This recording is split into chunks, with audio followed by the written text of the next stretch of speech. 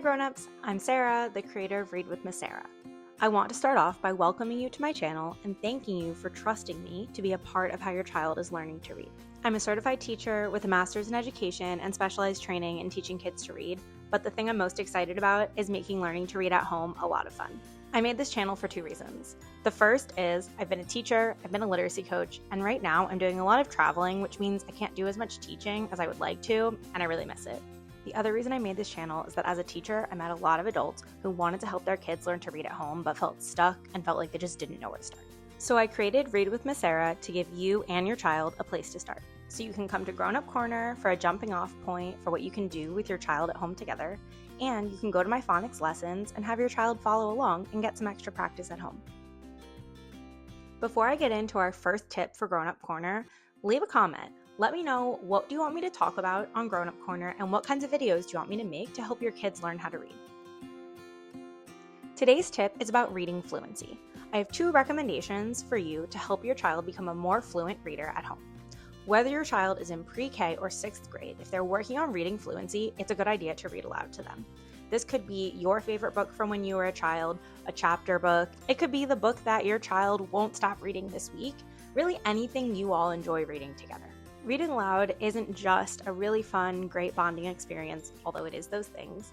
It's also a great opportunity for your child to hear someone who's already fluent at reading, show them what it's like, show them what it means to read the same way you talk.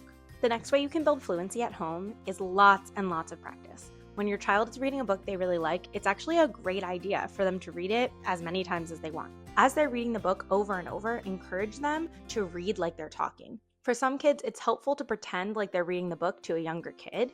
And for kids who have younger siblings, cousins, or friends that they spend time with, practicing by reading a book to that younger child is a great way to build fluency.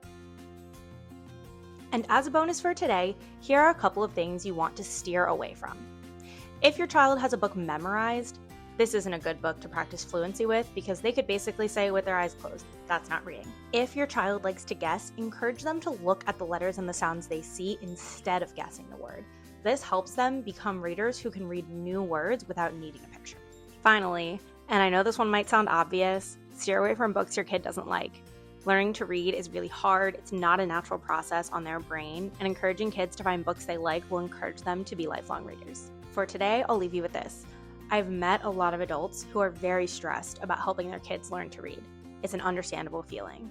However, the good news is the research shows us every kid can learn how to read. And so we're going to help your kids figure it out, and we're going to do it together. And if you're interested in more personalized sessions for your child, I offer online tutoring, and you can fill out the interest form at the link in my bio. Thanks for watching. Don't forget to drop a comment. Let me know what you want me to talk about next, what questions do you have for helping your kids learn to read at home, and what kind of videos would be useful for me to post for your kids to follow along with.